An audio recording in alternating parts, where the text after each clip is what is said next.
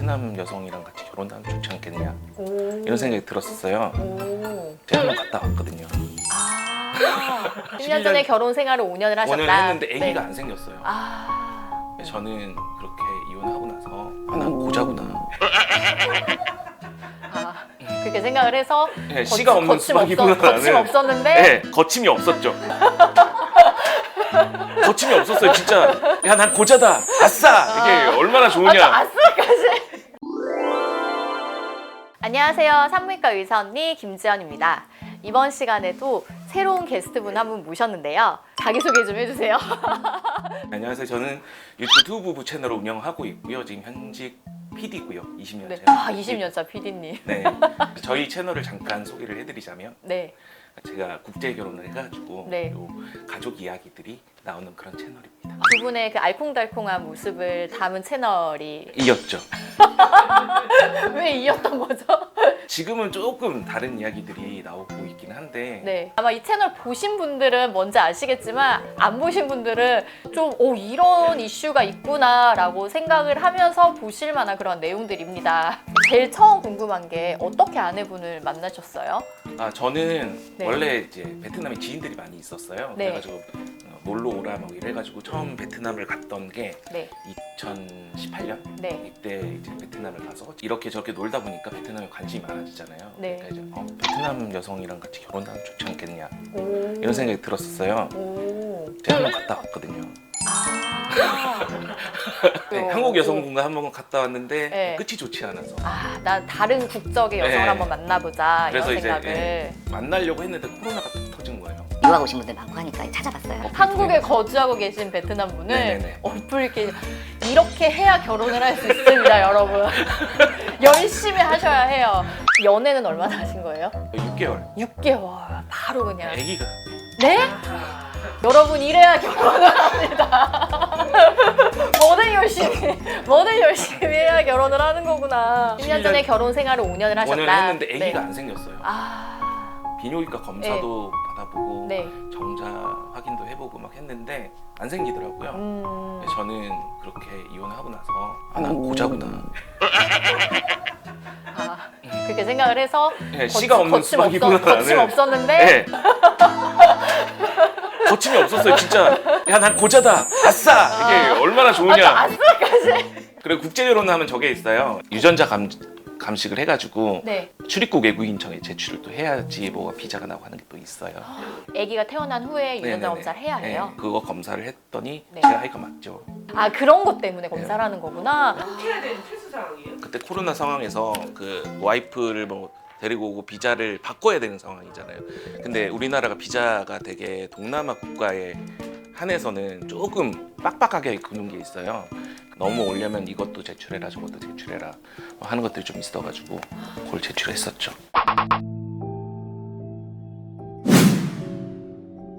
국제결혼 생각하는 사람들이 있잖아요. 그 그쵸. 사람들이 이제 정보를 좀 알아야 되는데 너무 사기당한 이야기들이 많이 있으니까 여러 사람이 똑같은 이야기를 하면 네. 패턴이라는 게 생기잖아요.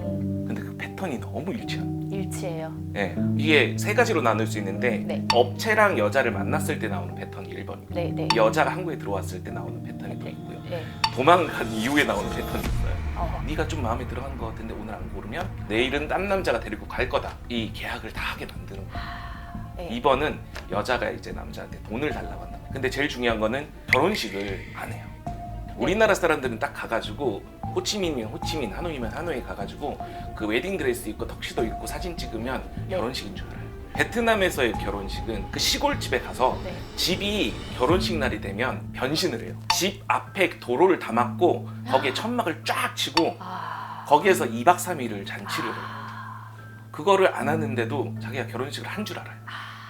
그럼 남자가 베트남에 가서 하고 여자를 데리고 와요? 네. 남자가 돌아와서 네. 이제 여자를 위한 서류 준비를 해줘요. 네. 비자를 받아야지 네. 들어올 거 아니에요. 네. 그러면 혼인 신고를 해가지고 이 여성을 아내로 만든 다음에 한국에 데려오게 되는 거죠. 네. 한국에 데려왔을 때 여자가 또 달라지는 경우가 있어요.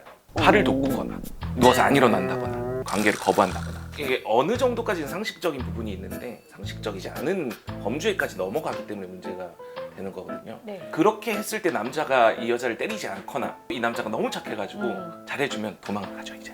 버튼이 야광 조치를 하는 거예요? 아니면 남자가 출근할 거 아니에요? 출근한 사이 이제 톡킹가 그랬어. 네, 섞인 거 맞아요. 네.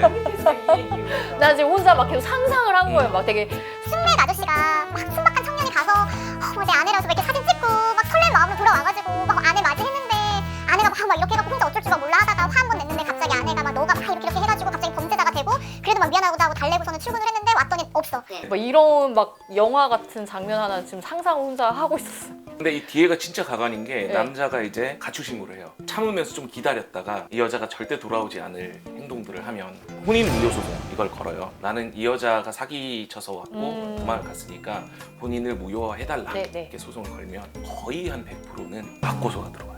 그 비자를 네, 받기 위해서 결혼을 네. 하는 거예요. 제가 여기서 확답을 드릴 수는 없어요. 네. 모두가 그렇다는 거는 아 물론 당연하죠. 얘기를 할 네. 수가 없는 거고 그러면 그 남성분들은 금전적인 피해도 보게 되나요? 한 4천만 원씩 보죠.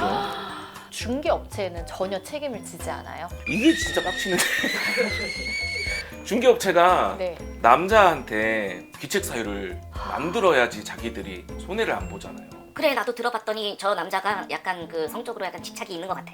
라고 업체가 이렇게 주장을 해버리면 빠져나갈 수 있는 구멍은 어디서나 있으니까. 그러니까 네네. 남성은 금전적 네. 그리고 마음의 상처 네. 이런 손해를 입게 되는 네. 거고 여성분의 이런 경우의 목적은 한국에서 비자를 취득하는 게 첫 번째 목적인 그죠? 경우에. 2년짜리 비자를 취득해가지고 2년 동안 합법적으로 일을 하고 만일에 맞고소를 했는데 남자 쪽 승소가 나더라도 아 항소하면 되니까 지금 그런 분들한테 도움을 주고 싶어서 이러한 영상을 제작을 하고 계신 거잖아요. 한국 언론 쪽에서는 잘 안 잡아주는 이야기이기도 하고 그쵸. 그리고 뭐 여가부의 얘기를 해봤자 답이 없고 답이 없죠. 그러니까 그나마 들어주는 창구에다가 이제 와가지고 얘기를 해야 되니까 제가 그럼요. 들어주니까 진짜 세상에서 제일 나쁘다고 생각하는 사람이 그 사람의 약점을 파고들어서 그거를 이용해서 그 사람의 모든 걸 빼앗아가거나 네, 힘들게 만들거나 이런 사람들을 되게 안 좋은 부류라고 저는 생각하거든요. 그래서 제가 유튜브를 시작을 한 거예요, 사실. 결국 그런 작은 생각이 나중에 큰 힘이 되는 건데 되게 반응 좋았던 영상이 어떤 거예요? 제목이 네. 좀 셉니다. 몸 파는 여자랑 결혼할 거야? 어. 라고 제가 썸네일에 꽝 박아놨어요.